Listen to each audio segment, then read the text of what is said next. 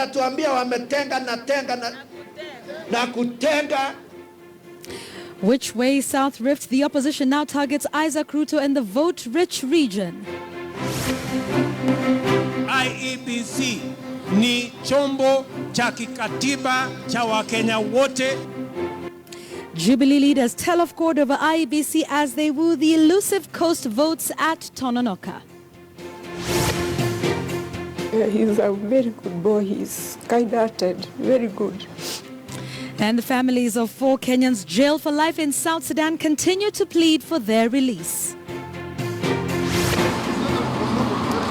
And tonight, we confront perceptions of ethnicity on national issues.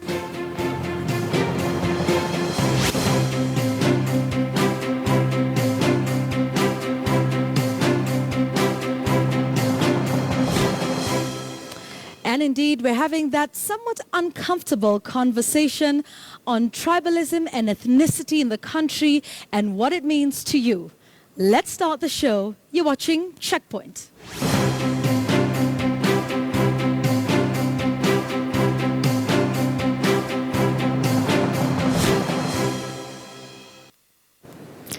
And our guests on that discussion tonight, Barak Muluka, who's a political analyst and communications consultant, Professor Okoth Okombo from the Linguistics Department at the University of Nairobi, and Professor Gitile Naituli, who's a commissioner at the National Cohesion and Integration Commission, a qualified panel to discuss this issue and perhaps make it a more comfortable one and one that we're able to confront. I'm Yvonne Okwara Matole, and our sign language interpreter is William Silla. Welcome. Let's start off with the top stories tonight. Opposition leaders are sending alarm bells to the ruling Jubilee administration that it should brace itself to face a united opposition during the 2017 general election.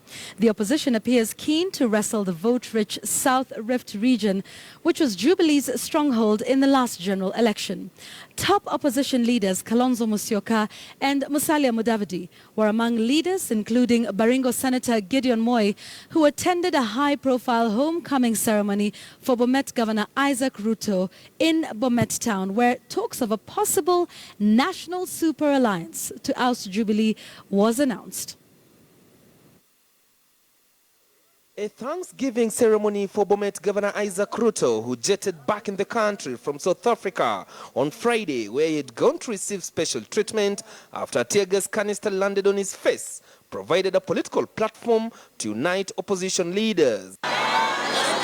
From CODCO Principal Kalonzo Musyoka,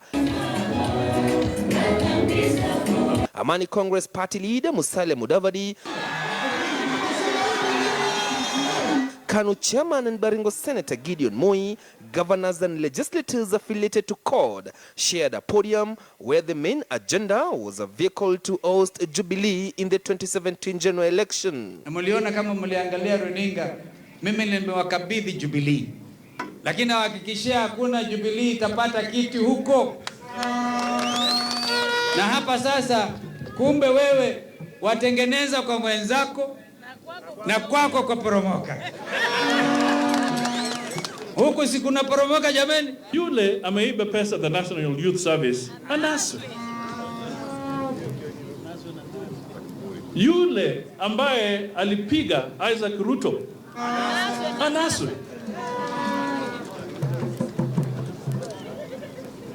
Kwa hivyo tunaweza kujenga NASA. So wakazi wa Bomet, huku Teresa kwa kuchagua Isaac Ruto, ulifanya vizuri na najua huko mbele iko mazuri ambayo iko.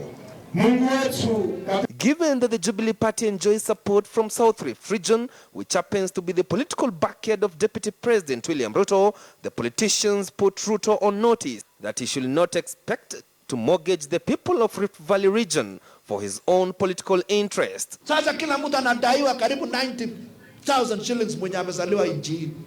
They have borrowed more than Kibaki borrowed in 10 years.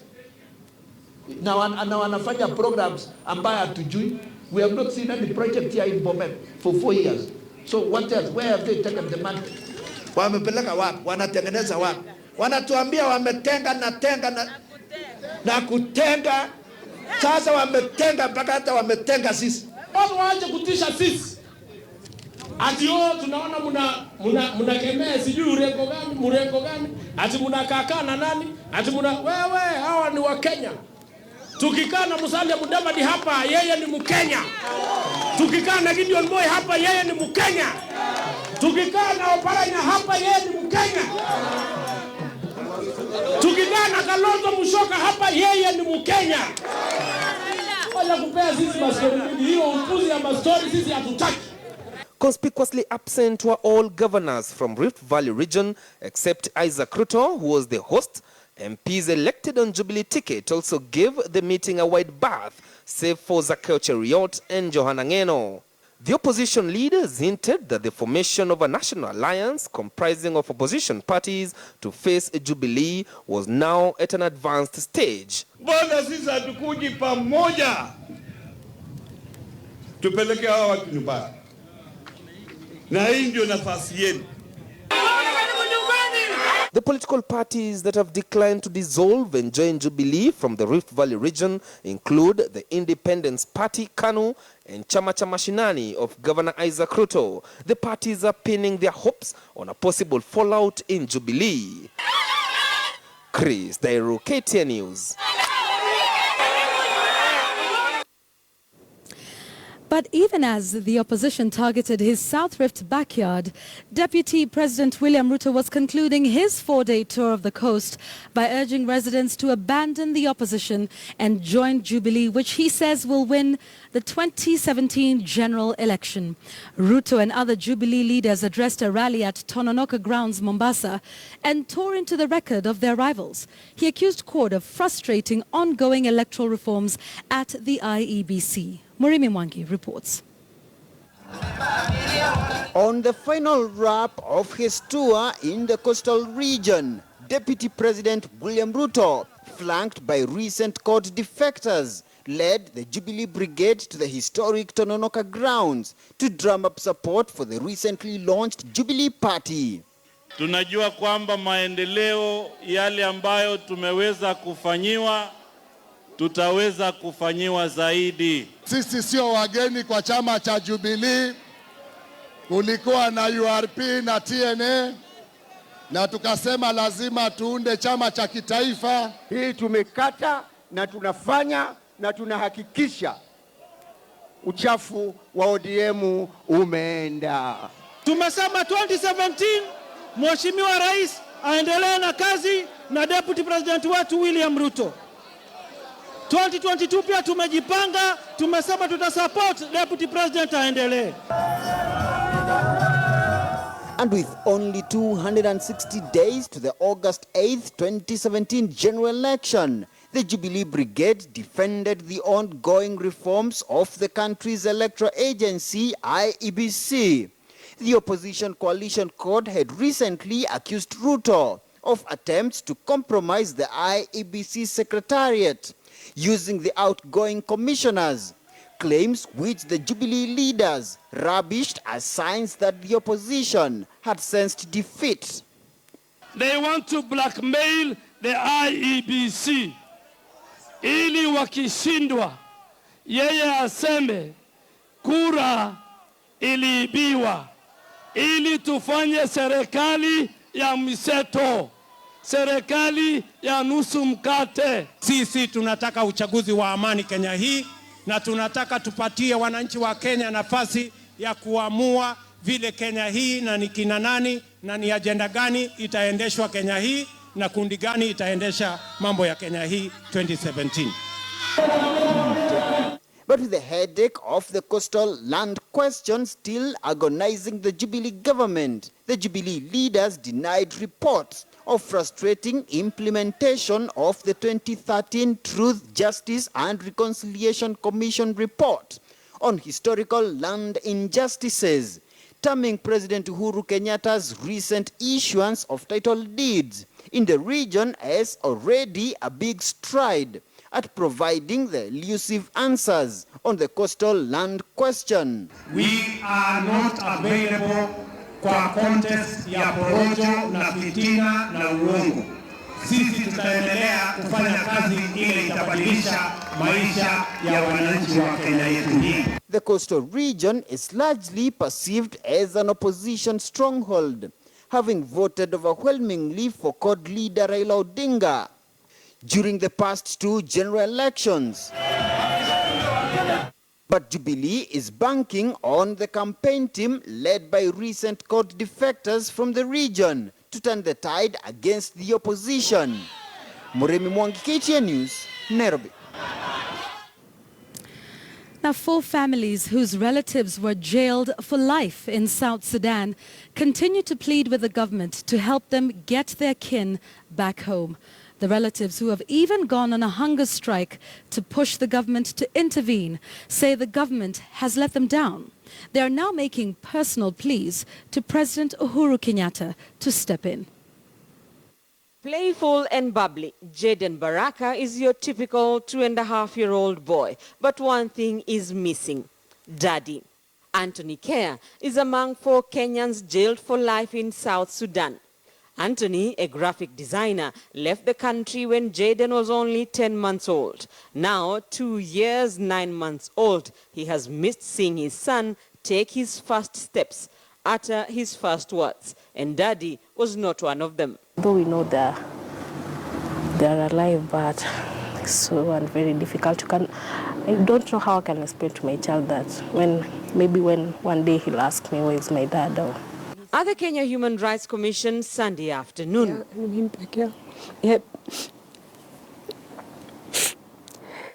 the pain of a mother says it all. Esther Kamotho's second-born son, Anthony Mwadime too, is languishing in a South Sudan jail, and so is Ravi Gadda, a business development manager, and Boniface Chuma Murioki, who left when his wife was expectant and has never seen his daughter. The 4 worked for Click Technologies, whose owner, John Ago, was wanted for allegedly defrauding the government of South Sudan of millions of dollars. They were among 16 people who were arrested on the 29th of May last year when security agencies raided the premises. 1 year, 6 months later, we have exhausted every single means of ours. The 4 and 11 others were sentenced to life imprisonment in June this year on what their families say were trumped-up charges. But before their sentencing, relatives say their case was filled with intrigues. They were never allowed an audience with their own lawyers. They were kept in custody of the complainant. Upon several requests of our lawyer to be taken to prison, they were denied. They were still being tortured where they were kept. Witnesses were being intimidated when they were being taken to court. Some were even threatened not to go to court. Our lawyer was threatened at gunpoint to drop the case. Families of the 4 say they have made endless trips to the Ministry of Foreign Affairs, written letters to the Office of the President. The issue was mentioned in Parliament. They have held demonstrations and even went on a hunger strike. Ituambie ukweli kama itatuletea watoto au watuambie hiyo diplomasia au how many years it will take. Relatives of the 4 claim they are being held in inhumane conditions. I visited them and they're in very poor conditions. People are suffering from typhoid. They have malaria. They've not been eating well. Social activists have been running campaigns dubbed Free South Sudan 4, including one on Twitter. Having exhausted all their means to try and get their kin back home, the families say their only hope lies in President Uhuru Kenyatta. Watoto wamesafa for a long time. Na wamesema wao wenyewe serikali inajua hawana hatia. The President of the government of Kenya to kindly speak to his counterpart so that they can come to an agreement, at least so that our boys can come home to us. His Excellency Uhuru Kenyatta, I need his direct intervention. It has come to a stage where none of us can be able to assist these boys. I know our president has that heart, and please, I just urge him to use his power to bring back our people so that we can have a peace of mind. The search for greener pastures for the 4 may have turned into a nightmare, but their families are hanging on to hope that one day they will be reunited with their loved ones. Rita Tinina, KTN News. Well, let's stay within South Sudan for just a moment. An investigative report by the International Policy Group has come out in defense of Kenyan Lieutenant General Johnson Mogoa Kimani Ondieki, who was recently sacked as commander of the UN mission in South Sudan. The group's report, titled Children of a Lesser God, claims the move by UN Secretary General Ban Ki-moon to sack Lieutenant General Ondieki was an expedient political decision to please the United States, whose citizens had been subjected to gross human rights violations, including sexual violence, by armed government soldiers in Juba. Patrick Amima has the details of that report. Early this month, the UN Chief Ban Ki-moon sacked Lieutenant General Johnson Mogoa Ondieki as commander of the UN peacekeeping force in South Sudan after a damning report showed that the mission failed to protect civilians in Juba when the government and opposition troops engaged in heavy fighting in the capital between July 8th to 25th. This kicked off a diplomatic row, with President Uhuru Kenyatta ordering immediate withdrawal of the Kenyan troops from South Sudan. The first batch of 100 soldiers returned home on 9th November. A Kenyan commander said an estimated 1,000 soldiers will return home in batches.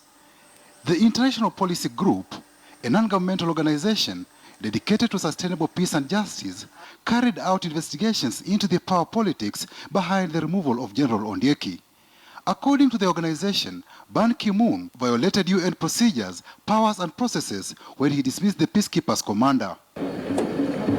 A UN report said peacekeepers abandoned their posts and failed to respond to pleas for help from aid workers under attack in a nearby hotel compound.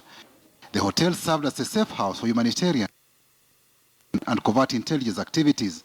A few hours after fighting in Juba stopped, rogue units from the Sudan People's Liberation Army converged on the compound and specifically targeted American citizens. A report by the International Policy Group claims Ban Ki-moon made General Ondieki a sacrificial lamb in order to appease and ward off pressure from the United States of America and Britain, who are permanent members of the UN Security Council. The report further states the US government policy to forcibly change the regime in Juba led to US citizens being prime targets during the Juba conflict. It concludes that Lieutenant General Ondieke's removal was a move to help a superpower cover up for its negligence and failure to protect its citizens. The report says there is systemic and structural dysfunction in UN missions that require major reforms to avoid recurrence of a similar crisis as was in Juba. The International Policy Group has proposed that the UN mission in South Sudan should be replaced with an African mission in South Sudan, AMIS, as a more effective alternative to what the report calls the failed UN mission. The report also says Kenya should remain engaged in the peace process and should consider rejoining AMIS if it is formed. Patrick Amimo, KTN News. All right, back home, Muranga County is the latest zone in a Jubilee stronghold to witness a political showdown. As aspirants eye the gubernatorial seat, the tension and the standoff is already signaling that the Muranga top seat might be a very hotly contested one. In tonight's Spotlight 2017, KTN's Duncan Hayemba looks at the face-off between Kigumo MP Jamlek Kamau and the Muranga Governor Mwangi wa Iria.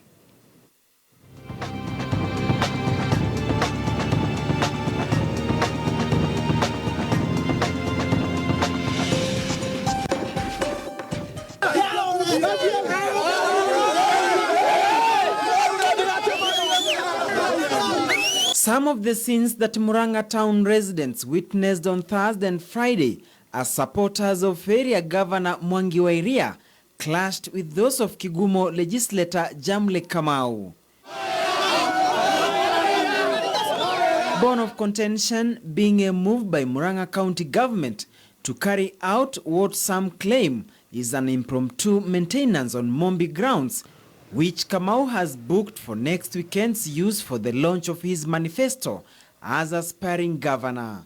This after being denied a permit to use the Ihora Stadium, biggest grounds in Muranga town. When we are asking for the ground and they are not giving us, and the ground is not booked, I see that as frustrations. I see that as people trying to make our work difficult. A statement from Muranga County sent to the media states that the Kigumo Member of Parliament deliberately disdained and ignored the county government by making a decision of seeking a permit from the Muranga County Commissioner to use a facility whose management lies with the county government. The statement adds that Jubilee can aptly distinguish the mandate of devolved units with that of the national government. If indeed they had planned to give manure to the people of Muranga from Mobi Grounds, the venue that we booked, why then did they accept our money? Why did they accept to give us the grounds on 26th, from 22nd all the way to 26th, if indeed they knew that they were going to be using those grounds? A stand that has seen their supporters weigh in as well, painting a vivid picture on how the ground is already charged. Wakati wa campaign haujafika, yeye anaweza kuja launch campaign yake, sio makosa, na yeye ni mkazi wa Muranga town, lakini kuja kama kuprovoke na kuja undermine projects zile zilizofanywa na mheshimiwa na His Excellency Governor Mwangi area, hiyo ni makosa. Walikuwa wanakuja kuchimba mitaro ati gari siziingie kule, lakini hata Jubilee kijana alitangaza kwa redio akasema liwe liwalo, lazima tutafanya hiyo manifesto siku hiyo. Hii ni siasa. Mario manyo imemwagwa ni mari kidogo sana, na hata venye walikuja huku walikuja na njia isiyo ya kawaida ya vita, walikuja kama ni violence, ndio maana hiyo vita ilitokea. Ningetaka kuuliza serikali at least intervene, kwa sababu pia Jubilee ni Mkenya, ana haki ya kuja kuranchi manifesto yake, na as long as the people want change, hauwezi stop hiyo change hata kuataka. However, this is not the first time the governor and the lawmaker are locking horns. In August this year, a video clip of the governor issuing a stern warning to the MP as he prepared to lead a Thanksgiving service in his Kigumo constituency went viral.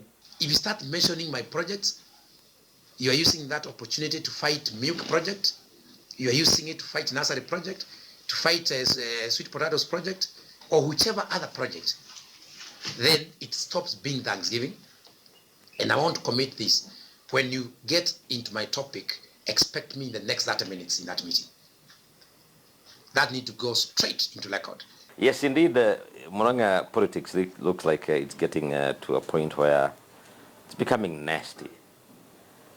And very unfortunately. Recently, Muranga Senator Kembi Gitura also complained through the media of being threatened by the governor after they fell out at a Senate committee hearing. I got a report, an official report, that they were had to boast as they were leaving Senate that Kembi Gitura, this is the end of Kembi Gitura, if he sets foot in Muranga County tomorrow, 28th of October, or at any other time, there'll be bloodshed, and that will be the end of him.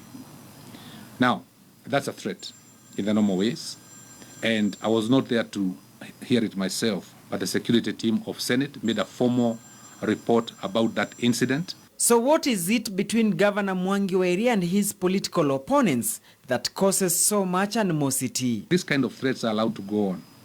If members of parliament are going to be intimidated when they are doing their duty in parliament, then we are going to create an extremely bad precedent. And the moment he will start that, he only give me 30 minutes, I'll be in that cloud. I want to ask the people of Muranga, this intimidation must be stopped at all costs, because we cannot allow someone to take us for granted this much. One thing is clear though, Muranga County is headed for a major political showdown should all factors remain constant as the 2017 general election slowly but surely approaches. Duncan Hemba, KTN News.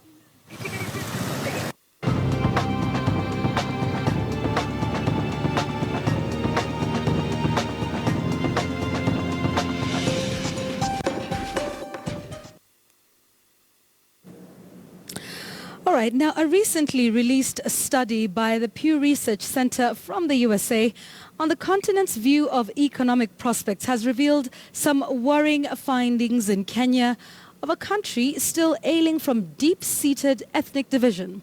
The research highlights that a majority of Kenyans, 6 in every 10, believe that the government is being run for the benefit of just a few groups of people.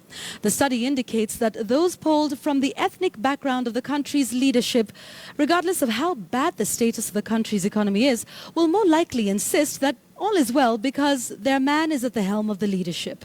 KTN's Timothy Otieno sought to put those research findings to the ultimate test and went out seeking views of Kenyans on whether they felt the same and why the issue of tribe may not be going away anytime soon.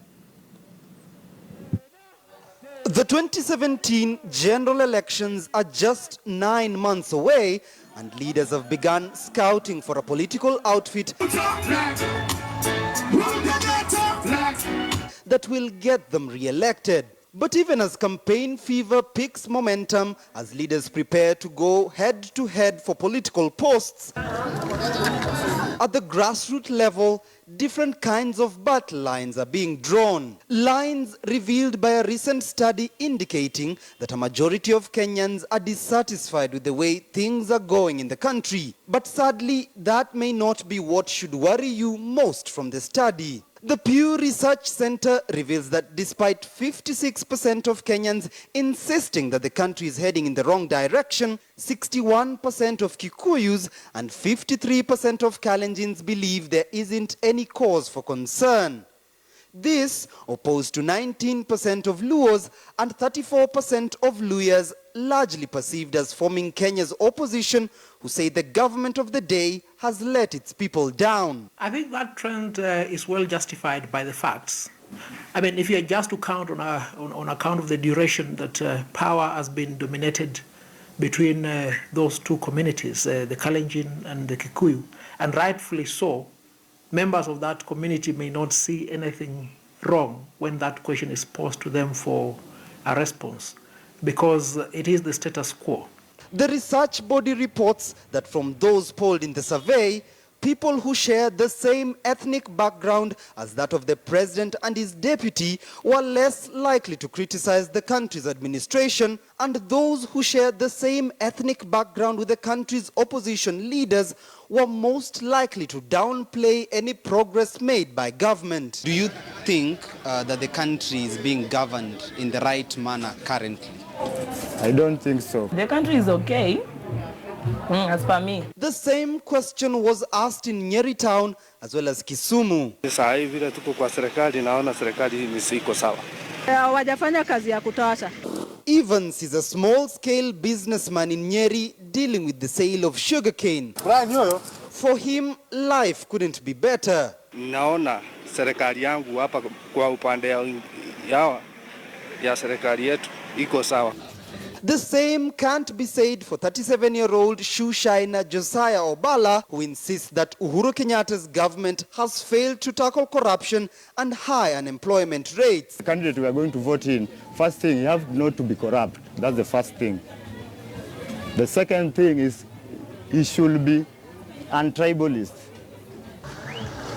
Obedi Samunge's shop oddly stands out in this street. Though he's of Maasai origin, most of the 28-year-old's customers come from other ethnic backgrounds. Nikiwa Maasai, nataka kuegemea upande wa Maasai.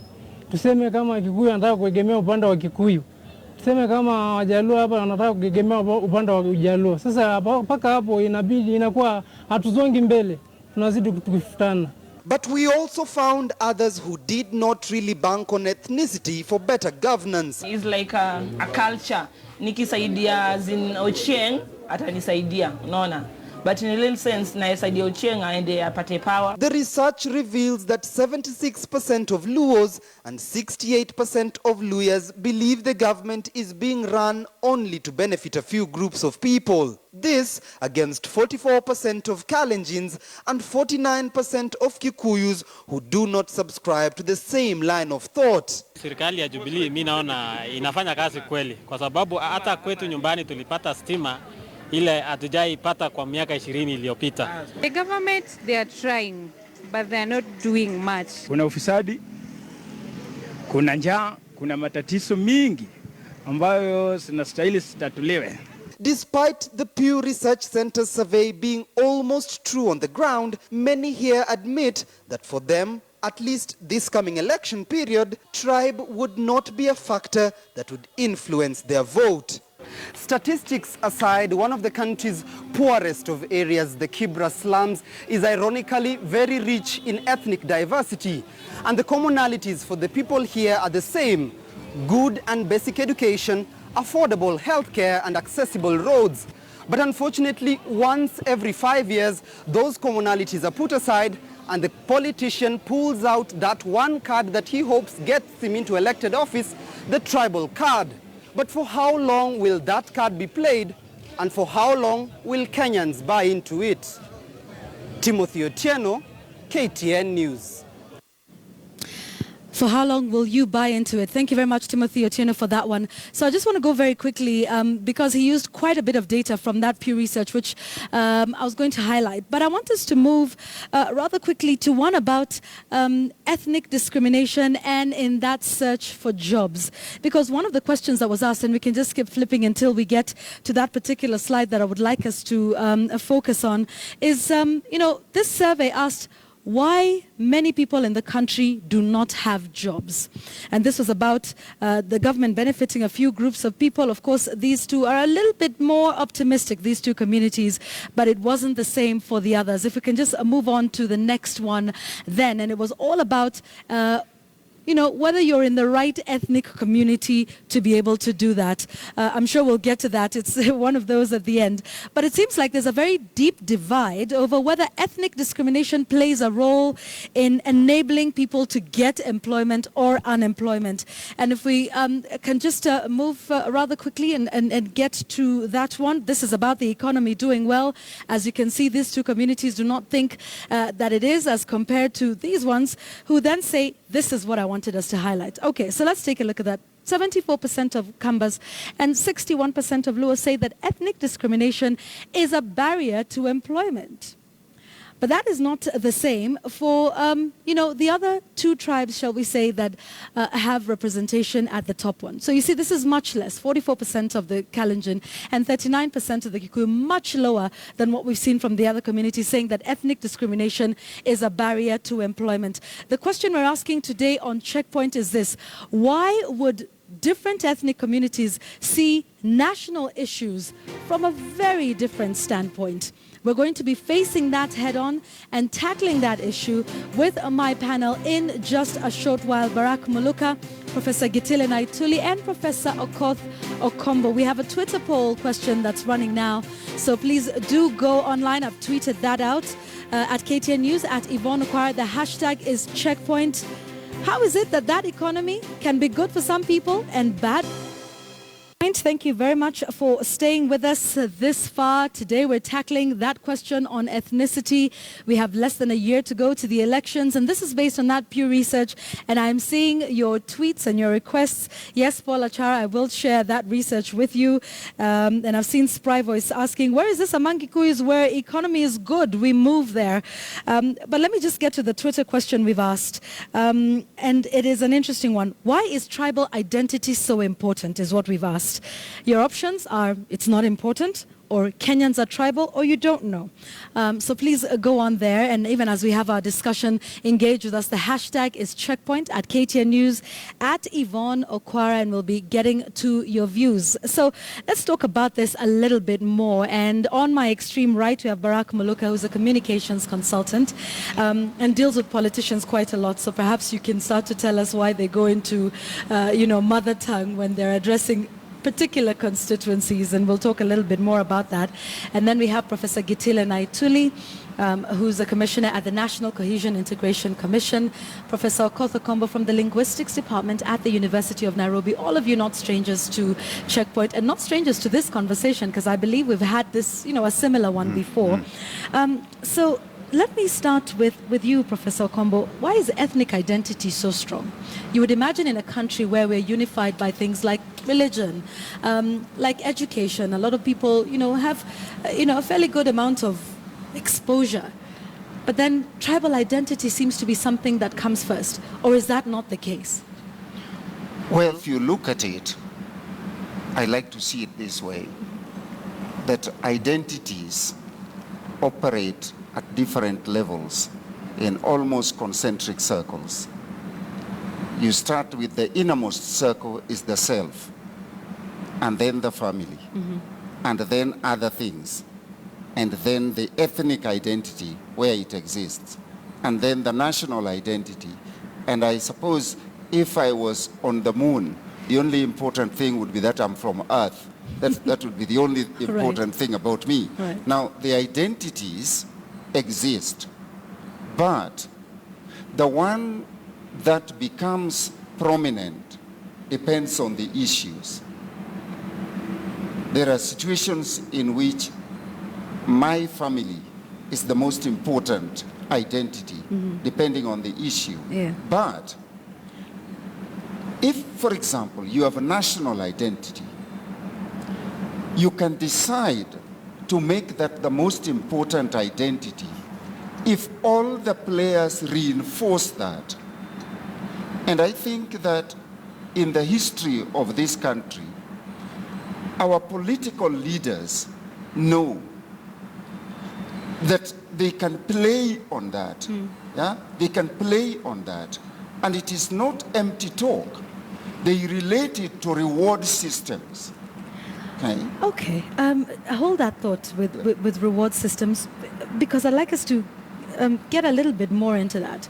Is this an assumption born out of reality? I mean, at Spry Voice on Twitter tonight is saying, show me where the Kikuyus are doing very well.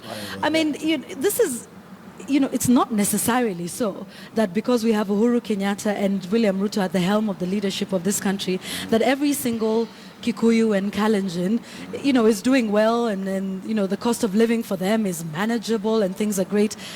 These assumptions are, is it real? And you've traveled around the country quite a bit in your work as commissioner. Yeah, we have done, and I would actually begin by agreeing with you that it is actually not real.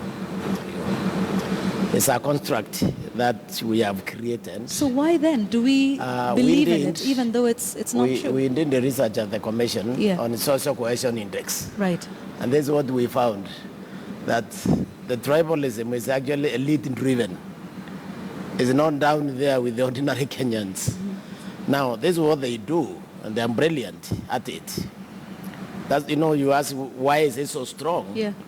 It is strong because the elite use it to remain in power. Okay. So they are able... But let me ask this question. The elite use it to remain in power. Yeah. But when it is apparent amongst the electorate and the ordinary Mwananchi, if you like, that my man being in power doesn't necessarily, mean more shillings in my pocket, how do we believe this then that in fact, the elite that's the point. Yeah. The point that they are able, for some reason, to convince a Kenyan who is angry, who has no food, who can't take their children to school, but they come from tribe A, which has produced a president, and the other one is equally angry, has no money, can't take the children to school, cannot feed himself or herself, and that comes from tribe B, which is not in power. The elite has succeeded in convincing the citizens of tribe A that the hunger is different than the one from tribe B, because their man has power. Yeah. Now that is crux of the matter. That is the ignorance. But how did we get there? Yeah. Our problem is the way we started. We started the country. We are supposed to have cut a national identity, a national culture. If I were to ask you what is the Kenyan culture right now, I don't know any of us here who could answer that question. Stealing. I asked you what is our culture. Could that be something? We need a thread. We need a thread that knits us together as our people. That has not been crafted. So the question is a failure of national leadership. But that sounds rather abstract. Wouldn't you say a national identity of who we are? And like Professor Okwara was saying, it's based on a reward system. I mean, this just seems like some very lofty idea that we have this national thread, national identity. We can't even seem to settle on or adopt the national dress. Barack, where does this then leave us with that? You see, this thing that we call tribalism basically is a natural thing, a primitive trait, even if you may want to put it that way. That tribes exist everywhere, not just here in Africa or here in Kenya. So is it a really primitive trait, would you say? You see that the jackals will troop together, the hyenas will troop together, the giraffes will be together, the zebras together. And the thing that removes you from that kind of bestiality is civilization.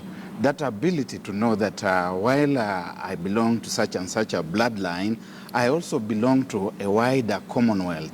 And it's a commonwealth that is governed by certain values, and that I subscribe to those values. And so that I'm a member of a wider moral community, if we may put it that way. But the tribe, as Professor says, redefines the moral community. You belong to a small moral community that is defined by the bloodline, and therefore there are rewards, and those rewards stay within the moral community, so that you see the economy growing where other people are not seeing the economy growing. Okay, interesting. Yeah, you want to add Yes, I want to say this, that just as I was saying, these identities exist. Yeah. Now there is a publication of UNESCO. It's called Our Creative Diversity. And it talks about culture and identity. And it says clearly that ethnicity does not lead to hostility if it is not mobilized. Okay. If it is not mobilized.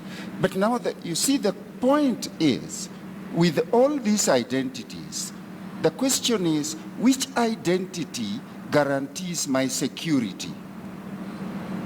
Now, the reason I can walk all the way from Rusinga Island and come and live in Nairobi, far away from my family, is that I know that as Kenyan, my security is guaranteed at another level. I can run to a police station and my security, I don't have to run back to my family. Now, those who want to use ethnic identity create a situation in which you feel it is the tribe that guarantees your security. And that's why I was talking about the reward systems. Okay? You can be as national or as nationalistic as you like until the day you graduate and you see your classmate getting a plum job and you cannot relate it to their CV. Okay? Okay. Right? You can't relate it to their CV. And now you're forced to think again, is there something I forgot? All right. And that is an interesting place to start talking about, resources. And sometimes it's the perception, isn't it? And you do a lot of reports, and you've talked about, even what's happening even within the universities and the number of professors and, in the higher echelons and in government as well. But let me talk about those reports a little bit for a moment, because the NCIC will release a report and say Community X has the highest number of jobs. But doesn't that follow? Because when you take a look at the demographics of our population, the Kikuyus are the most populous, and then it's followed by another community and another. So does it not suffice to say that we would have more Kikuyu engineers, teachers, lawyers? Even if you went into jails, you would find, because that's who we are, isn't it? Yeah. So how does this report then help? Does it perpetuate this thing, or, should we be looking at it differently? Actually, that is the point. We should be looking at it differently. How? And I think it's also important that we become positive about our country. Okay. That is what that report was able to tell us. Because when we looked at the data, the way it came, we have 5 major communities in the country. We have the Kikuyus, we have Luos, we have Kambas, we have Kalenjins, and we have Luyas.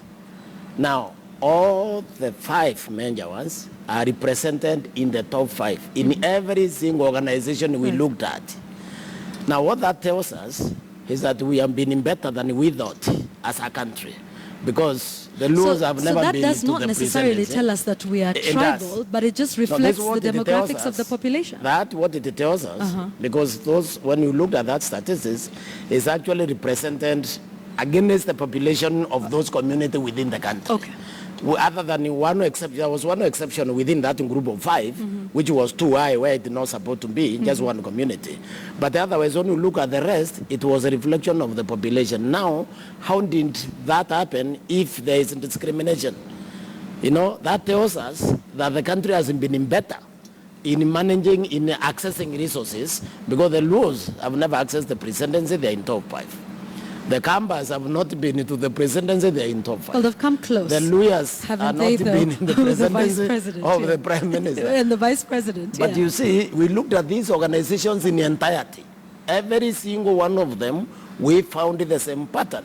So I felt personally that there was something to be proud of as a Kenyan on that score. All right, now let's flip that score a little bit, Professor. Hold that thought in just a moment, because we do know that there's also been historical injustices, that certain communities have had access to, more resources, education and advantages. And Barak, isn't this then where it plays out? I mean, there's areas that are marginalized, the Turkanas, the Njems, the Samburus, who then don't have a better chance. What you're saying is it reflects the demographics. But then there's also another fundamental problem, Barak, isn't there? First, it's not absolutely true what he's saying, but I recognize that as a commissioner, he has got to try and present things in a certain way, so I will excuse him. It's true that we must look at two very critical things. Number one, that when we talk about these people being there, is it reflective also of their proportion in the population? That is important.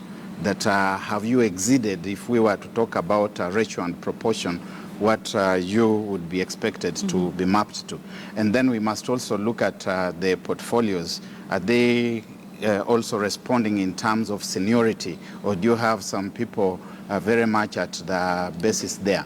But having left that alone and coming back to what we have sometimes called marginalization. Marginalization in this country has been for a very long time the product of a deliberate government policy that we know about, sessional paper number 10 of 1965 on African socialism and its application to development. Article 133 specifically stated that money would not be wasted by being sent to places where it would not be of much help. And that article says the population that was small, the population is not capable of development and it's not receptive to development. You can go and check their Article 133 of sessional paper number 10 of 1965. And therefore, certain parts of the country were deliberately left out of national planning. They were seen as being hostile, and therefore ones that must be excluded. And so we must, in the spirit of the new constitution, think about ways and means of helping them to really try to come closer to where everyone else is. We have gotten there, though, with devolution, haven't we? Yes, we've got devolution, we have got the equalization fund, but we know that the equalization fund has got serious problems, that there are even parts, and when we talk about marginalization, strictly speaking, even in the areas that we would consider to be developed, there are marginalized communities and populations within those areas. How do we deal with them? That must also be addressed. Prof? Well, Yvonne, I'll take you back a bit. If you want to know what happens in Kenya, listen to what people say when they are changing parties. Okay? Just listen to what Kenyans say. Kenyans say, I'm going to the ruling party so that development may come to my place. Right. And no one contradicts them. Okay? They are saying they know that when you are close to power, good things come to you. So siasa mbaya, maisha mbaya still Siasa mbaya, exists? maisha mbaya, as we were told in another voice. And Kenyans know it. There is no pretense about it. There is no one who has been contradicted by the government. In word, the government would say it's there for everyone equally. But when you are moving to the ruling party, you declare that you are going there looking for development, and no one contradicts you. Even in an era of devolution. Even in the era of devolution. Where, power has gone to the people and they can decide.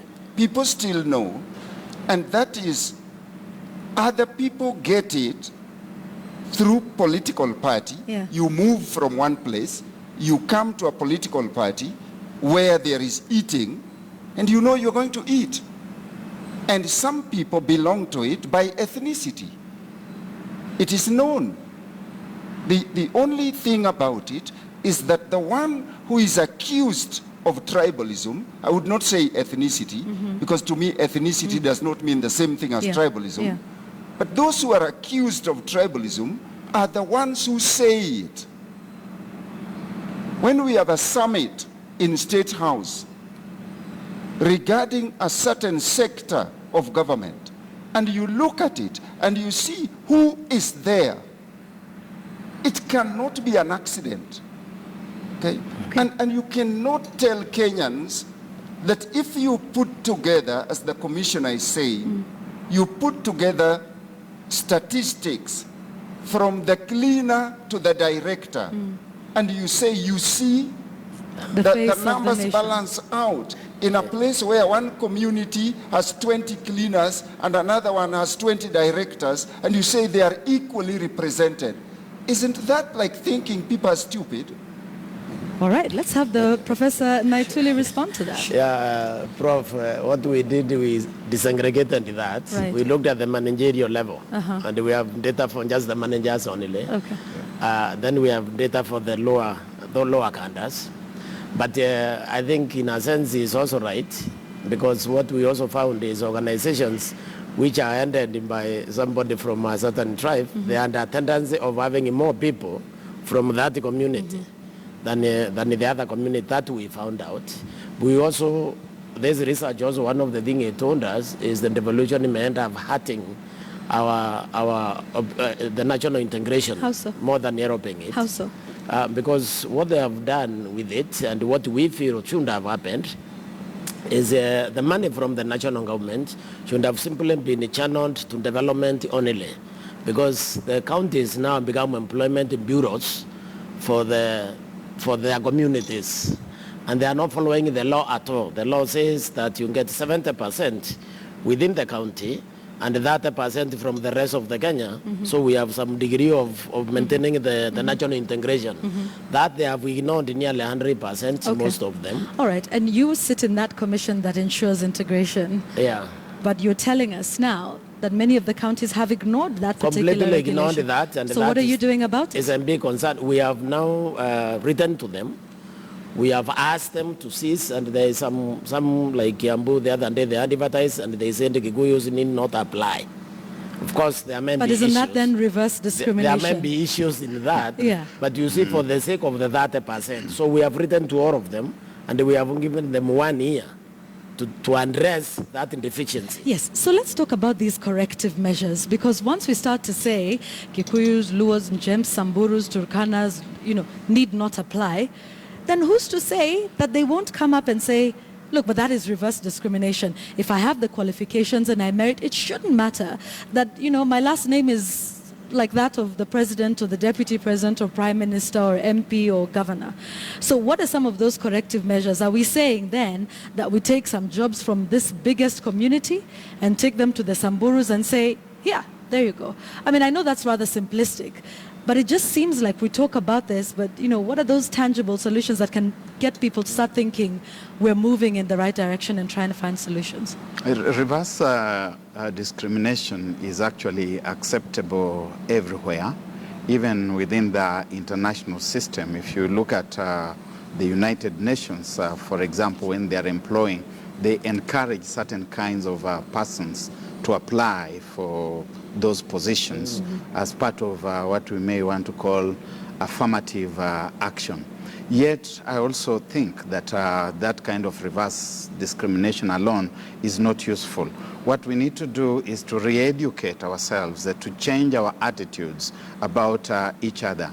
Because there's also something that we may call ethnic profiling, that even as we are opening that space for you and to you, we have got certain attitudes about you, against you, and even when we admit you into this space, we make you feel extremely uncomfortable that you have to go away and we go back to the same bad old order. So we have got to begin by re-educating ourselves. I think the place where we first went wrong was when we looked at the school system and we came up with this arrangement that said that the schools shall be preponderantly occupied by people from the local community. You find the subordinate supportive staff are all from the local community, the teaching staff from the same community. You find that but the the cabinet community, secretary now is trying to deconstruct that, isn't he? They are not trying at all. You saw what was happening in Eldoret the other day, that you have got people who are in government coming to protest, trying to provoke university students to rebel against an acting vice chancellor because he's not from that tribe. Okay. So these are things which must be condemned, and we must begin by restructuring education. So well, we still have, because you're also a political analyst in addition to being a communications consultant. What would it take to have Anjem as the president? And El Molo as the president? I mean, if you take a look at the electoral college system in the US, I mean, typically, the president doesn't come from New York or California or, Florida, some of those big states. I mean, they come from some of the smaller ones. So what would be the political solution? Or should we even think that there's a political solution to the tribal question in this country? Unfortunately, where education does not help us to wake up from that kind of stupor, it usually takes something traumatic to get minorities also in power. You can look at situations in places like Liberia, where minorities have ruled, or you look at Rwanda and Burundi, where it has taken something very traumatic. Yeah, but Barack, you're scaring people now who are watching. Do we have to go through a traumatic I'm educating experience? them. I'm telling them, Do we have to hit rock if we bottom? refuse evolutionary change, change takes only two parts. Yeah. One is evolutionary. Yeah. And evolutionary change is deliberate. It has got to do with our mindset. It's got to do with our recognizing that from Emmanuel, we have got to send our boys to Meru High School, and we have to send some to Shimolatewa High School, and they have to send theirs to our place, so that they don't grow up looking at everybody else from elsewhere as an enemy, as hostile. And when opportunities come, they are shared. But surely, if we don't do that, what happens with, or at least used to happen, with government schools? I mean, people from one part of the country were taken to another in high school. And, the same thing in university. I mean, I went to a public university, and to be fair, I did meet a lot of people from different communities that I wouldn't otherwise have met if not through education. So that's already happening, but we're still not seeing solutions. It's not happening. It's not happening. It's not happening. You go to Cardinal Tunga High School, where I went in the 70s, and you'll find now 80%. the student population is 95% Kisi. Locals. The teachers are Kisi, and they are speaking Kisi all the time. You go to Maseno, you find the same thing, the local population there. You go to Kakamega High School, it's the same. You go to Nyeri High School, and then they go to university also within the local environment. That, I think, is something that we must address. Okay, I can see both professors wanting. Let's have Professor Okombo weigh into that one. Yeah. You see, Yvonne, I would have bought Barack's line of argument if it were evident to me that people develop hostility to other communities simply because they don't know them well enough. Yeah. Okay?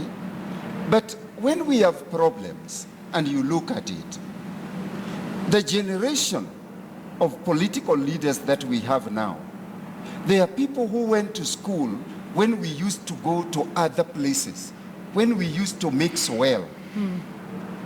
This argument tries to take it away from certain classes and say it is the ignorant, the ones who don't know the others, who are tribalistic. Yvonne, that is not true.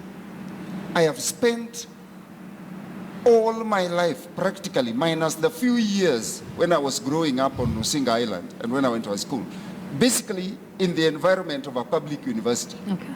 Right? Yeah. People who have gone to school properly but declare an election there. Just whatever you are electing, just declare an election there. And everybody yes, goes into their and tribal you will see cocoons? the ethnic card being played. So I do not buy this argument that we are tribalistic because we don't get a chance to know one another. Okay, great. So I want us to start looking at solutions for a minute. I know you want to say, okay, fine, wait, to wait. debug something here, Right. actually, that, do you know we are actually not hostile to one another? The communities, we are not, there is no, I wouldn't say any community in Kenya is hostile to the other one, because even the conflict we have been dealing with in the commission, there are conflicts which start by, for example, an individual steals, commits a crime from the other community, and and that crime, the other community thinks now is the other community has attacked the other one. I want to support Muluka's theory of ignorance. Because when a crime is committed by one person, that does not translate to a crime committed by his community. But sometimes then Now, it's perceived to be as such, isn't it? Yeah, it's ignorance. But I also want to say this. I think we are better than the people want to give us credit for. Okay, yes. Because and that's an interesting thing to talk about. I just want to move this conversation forward a little bit. Because, Professor, even when we were talking before, you said, well, look, we are much better. Even America is going the same way. If you take a look at just what just happened with their election. Yes. I hope you will not keep referring to my... No. Just, yes, but let me put it this way. Barack did say something that may be misunderstood when he said that the warmth of belonging to a tribe is a primitive instinct. Now, primitive does not mean anything negative in that sense. Absolutely not. It scientifically just means it's where we started. Okay. All right? All right. It's where we started. So it's not a bad thing to have that as your identity. It's a bad thing. All right. The problem is that it can be played on and mobilized to be used negatively. Because take a baby. When you get the confidence to walk out of your mom's house and something scares you, you run back to the house. Yeah. All right? Yeah. And this is instinctive. Right. Security. Security. Yes. Okay. When so I it's try nothing to be your friend and something scares me in the relationship, I run back to the self. You see? So we have this instinct to recoil back to the self. And it is not a bad thing. And it is not a bad thing. Great. So now the we're only starting bad thing is that some people play on it deliberately. Against the others. Exactly. Okay, so I'd like us to talk about solutions, because at least there's something that's coming out of this, and that tribal identity is not necessarily a bad thing. We should be proud to say, we are from where we are, because, we are from where we are, and we can't deny that. So what are some of the solutions you see, Barack, if you can do it in about a minute, at least from a political sort of a standpoint, because we're going to be faced with these statements. The president will go to his hometown and address people in his mother tongue. The deputy president will do the same. Opposition leaders will do the same. But somehow when that happens, we say, oh, there must be something insidious they're trying to say. Is that always the case? Or is this speaking to the people in the language they understand? I don't think so. They delve into that language because now they have something very caustic they want to say about other people. And sometimes they say it even when you are there. And I do agree with the professor here to a certain limited extent. Professor Okoth Okombo, he's my teacher. He taught me at the University of Nairobi. Feel free to defy his thoughts, please. But I want to disagree with him.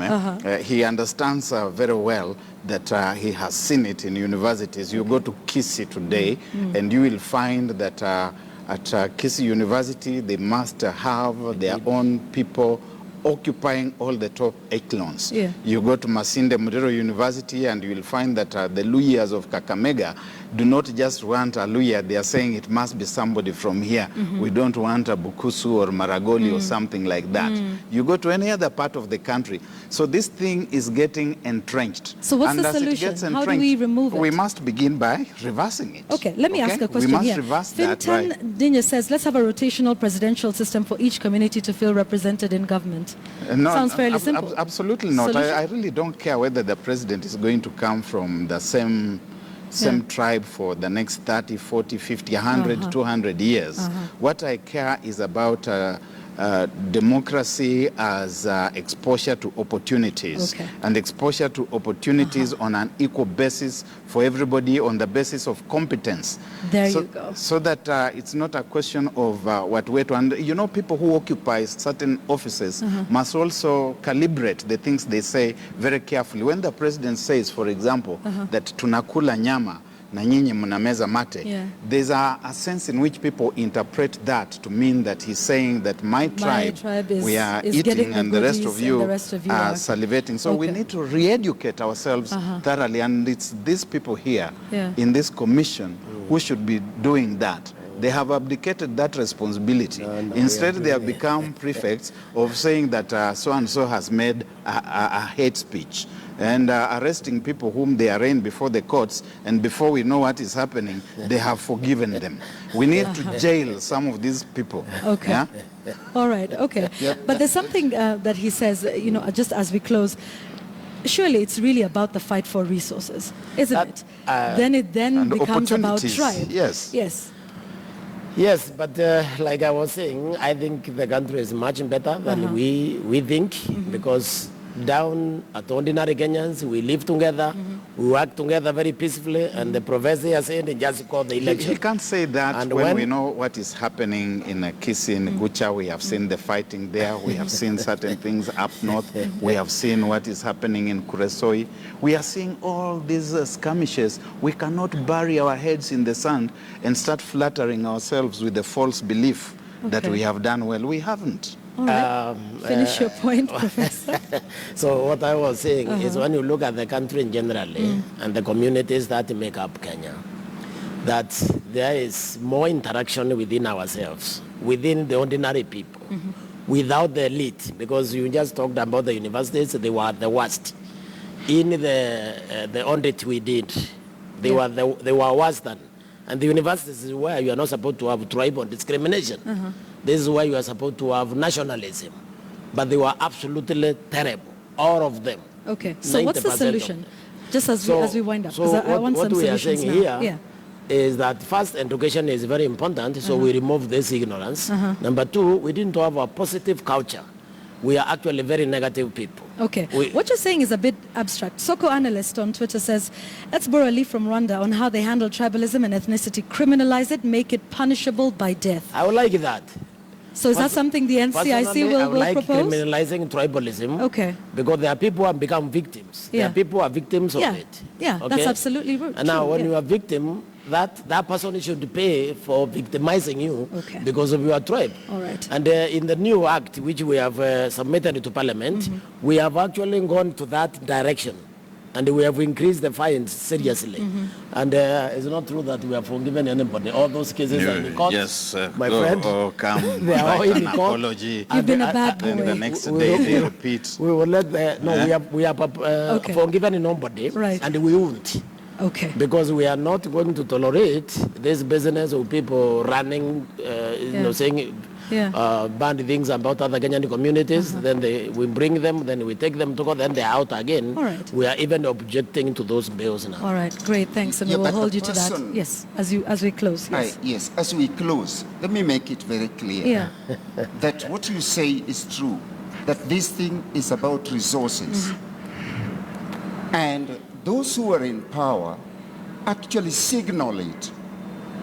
They signal that if you got close to them, if you worked with them, if you voted for them, you would get those resources. Okay, so how do we turn this around? So the first thing I would criminalize, if I were in the commission, if anybody stands up on a public platform and tells Kenyans that he's going to party ABC so that development may come to his community, he would go to jail. I agree with you. That person will go to jail because he's giving Kenyans a wrong message. Go to a party because of the principles. Right. Yeah. Go to a party because of the policies. Don't say you are going to a party so that food may come to your place. That would be the person I arrest, number one. Okay. If every Kenyan child could know that whichever ethnic group they belong to, if they grow up in Kenya, go to school, do what they should do, they will get whatever they deserve. Nobody would think about ethnicity in Kenya. And that's and the commission is wasting time with people who don't matter. It is people in power who must get it right. Okay. That this country must guarantee to every Kenyan child that wherever you come from, you get what you deserve. Okay. And if anybody says he's going to the ruling party to eat, he should go to jail. All right. Okay. Criminalizing. Some strong statements. Thank you very much. This conversation continues on social media. I'll be getting to some of your feedback in a moment, quite a bit of it. Solutions. What do you think is the way we can start to deconstruct this? Because you are going to be faced with a lot of these statements and a lot of this rhetoric now that we're going into, or have in fact started the campaign period. So keep your comments and questions coming in. Hashtag is CheckPoint at KTN News, at Yvonne Okwara. I thank my panelists, Professor Okoth Okombo, Professor Gitile Naituli, and Barack Muluka. We couldn't be in better company tonight on CheckPoint. So keep your thoughts coming in. How do we resolve this question of tribalism in the country? You're watching CheckPoint. We'll be right back.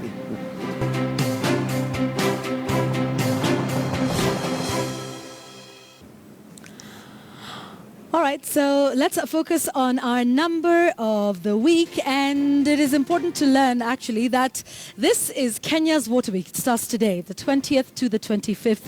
A lot of focus on access to clean, healthy, good quality of water and sanitation as well.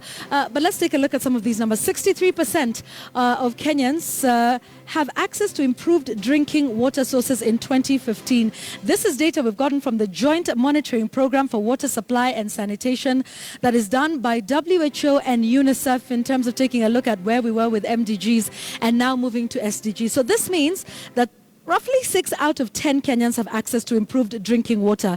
Now, what is this improved drinking water sources? What are those exactly? Well, they're defined as sources that are likely to be protected from outside contamination.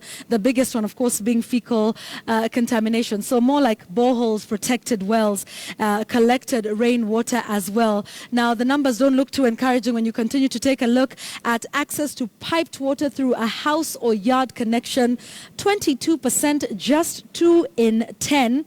But this is now where it gets interesting. So we have a population of about 46 million. Now this is some good data from the Water Services Regulatory Board, which does this report every year to take a look at, what's happening within the water services sector. So population, 46 million, right? Look at the number of connections. Just 1.4 million connections. Something is not right in terms of the sustainability of the projects that we take a look at. Why is this important? Because even SDG number 6 is all about ensuring access to water and sanitation for all. So it'll be an interesting time to see over the next 5 days, bringing together public sector, private sector, to look at best innovation in terms of water provision services, financing, sustainable projects, water conservation and management. Remember, this is now a devolved function, water and sanitation. So these are some of the things you can start to hold your leaders, your governors, your counties and county assemblies to account. Just 1.4 million connections in a population of 46 million. This should start to worry us. And these are some of the conversations that we'll be focusing on the Water Week. And remember, of course, Mwai Kibaki, former president, is UNESCO's special envoy for water, because apparently quite a bit of water reforms or reforms in that sector during his administration. So just some numbers for you to note throughout this week. Okay. So let's take you down memory lane, and this one intrigues me, and let's move away from what you would ordinarily see here on CheckPoint. Let's focus on sports for a moment. On the 18th of November, the whole world was remembering that a year ago, we lost Jona Lomu, who was the first international rugby star.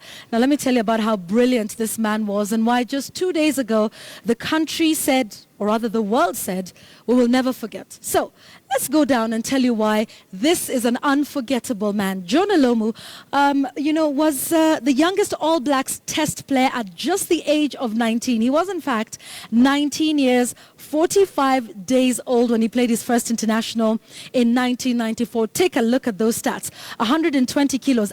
This was when he was at his best. 1.96 meters tall, and he ran 100 meters in 10.8 seconds. His power, his size, his speed, he became unstoppable when he had the ball and was going with it. Now, he was rugby's first international superstar. Why? This man considered offers from NFL teams in America but chose to sign with the New Zealand Rugby Union when the game went pro. Now, the world first took notice of this man in the iconic 1995 World Cup in South Africa. And I want you to watch this next clip from that match. And I want you to see how he ran over England's fullback to score a try. It's some interesting stuff about it. He was able to use his power, his size, and his speed. The moment the world took notice, so lest we forget that's where we were. I'd just like us to go back to the last one as we tell you why he was so great and why he will not be forgotten in the minds of many rugby and indeed sports enthusiasts. This was his all-time top try scores of 15 tries, and this is a record he shares with Brian Habana of South Africa. He had 63 caps and 37 international tries. This is why people will never forget Jona Lomu.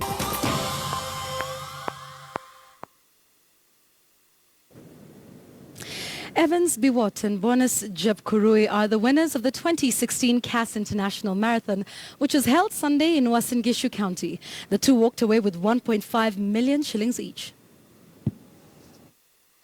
The 10th edition of Kass Marathon attracted more than 3,500 athletes, all of whom were eyeing the 1.5 million shillings that the winners bagged. From the onset, it was clear of the intense battle that was to be witnessed as the athletes traversed through Elgeyo Marakwet, Nandi and Uasin Gishu counties. In the men's race, despite Bernard Cheriot breaking early and exchanging leads with Daniel Kipkorir, it was Evans Biwott who reigned supreme, winning the race in a time of 2 hours, 19 minutes and 2 seconds. Edwin Tarus was second, while Justus Kiprotich was third.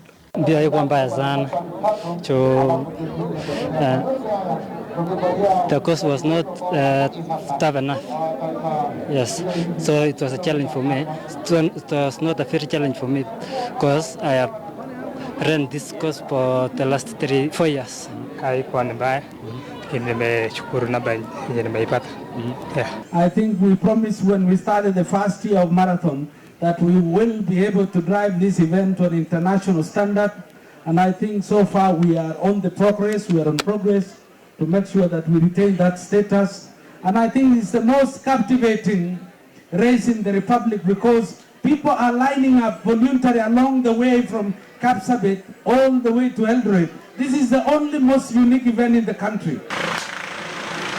In the ladies' race, it was a close call in the first 20 kilometers as a pack of 8 broke away.